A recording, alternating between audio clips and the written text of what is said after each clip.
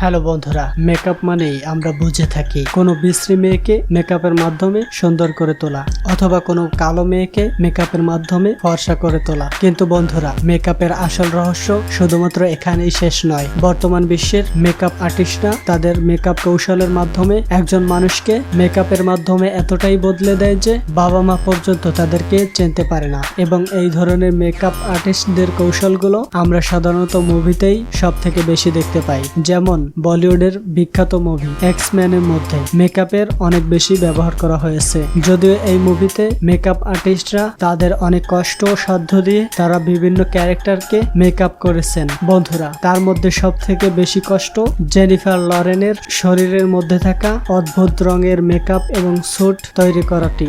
Jennifer লরেনকে mistake বানানোর জন্য প্রতিদিন প্রায় 12 ঘন্টা পর্যন্ত মেকআপ রুমেই পরে থাকতে হতো। আর এই 12 ঘন্টা সে অন্য কোনো কাজ না করেই শুধুমাত্র মেকআপই করতে থাকতো, যেখানে পুরো 12 ঘন্টাই তার শরীরে সিলিকন এবং বিভিন্ন ধরনের মেকআপ দিয়ে তার পুরো শরীরটি ঢেকে দেওয়া হতো। তবে বন্ধুরা, এক্স-ম্যান মুভির মেকআপের জন্য মেকআপ আর্টিস্টরা যে পরিমাণ কষ্ট করেছে তার চেয়ে বেশি সফলতা এনে দিয়েছে দর্শকরা হলে গিয়ে মুভিটি দেখার মাধ্যমে। বন্ধুরা, আমরা যদি হলিউড সিনেমার দিকে তাকাই তাহলে সেখানেও অনেক মেকআপের সরাসরি দেখতে পাই। বন্ধুরা, যেমন অমিতাভ বচ্চন এবং শাহরুখ খানের ফ্যান মুভিতেও বালতি ভরে মেকআপ ইউজ করা হয়েছিল, যেখানে শাহরুখ খানকে ইয়াং দেখানোর জন্য তার শরীরের মধ্যে থাকা বয়স্কদের যে ছাপটি রয়েছে সেটা দূর করতে চেয়েছিল মেকআপ আর্টিস্টরা। আর এই কারণেই শাহরুখ খানকে ঘন্টার পর ঘন্টা মেকআপ রুমে বসে থাকতে হয়েছিল। বন্ধুরা, 50 বছর বয়সী শাহরুখ খানকে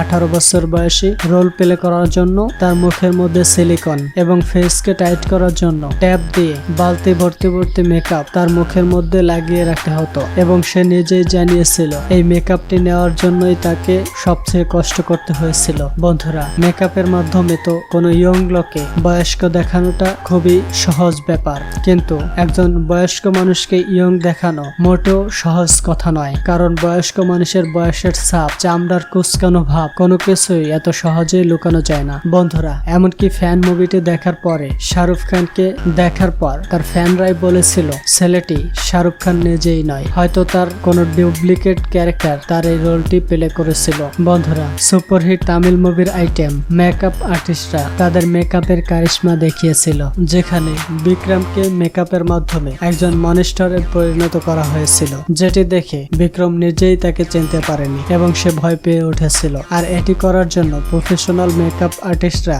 বিক্রমকে সিলিকন এবং মেকআপ দিয়ে তার পুরো শরীরটাই ঢেকে দিয়েছিল। আপনারা জেনে অবাক হবেন, এই রোলটি প্লে করার কারণে বিক্রম তার বেস্ট অ্যাক্টর অ্যাওয়ার্ডও পেয়েছিল। বন্ধুরা, আজকের ভিডিও সব থেকে ইন্টারেস্টিং মেকআপ আর্টটি রয়েছে, সেটি হচ্ছে এই মেকআপ এক্সপেরিমেন্টটি। এখানে আপনারা যে মেকআপ আর্টিস্টকে দেখতে পাচ্ছেন, সে একটি মেয়ের পুরো বডিতে কোনো কাপড় ছাড়াই শুধুমাত্র রং দিয়ে পেইন্ট করে তার শরীরের প্যান্ট এবং জামা এঁকে দেয়, যেটি আপনারা এই ভিডিওতে খুব ভালো করেই দেখতে পাচ্ছেন। কিন্তু বন্ধুরা, এই প্রফেশনাল মেকআপ আর্টিস্ট মেয়েটির পুরো বডিতে এমন ভাবে মেকআপ করেছে যেটি কোনো সাধারণ মানুষের পক্ষে সামনাসামনি দেখেও বোঝা সম্ভব নয়। এবং এই মেকআপটি নিয়ে মেয়েটি পুরো শহর জুড়ে ঘুরে বেরিয়েছে, তারপরও কোনো মানুষ এটিকে সঠিকভাবে বুঝতে পারেনি। এই মেয়েটির শরীরে কোনো কাপড় চোপড় নেই, শুধুমাত্র রং দিয়ে মেকআপ করেই মেয়েটি কাপড় বানিয়ে রাস্তায় হেঁটেছিল। আর এই ধরনের কাজগুলো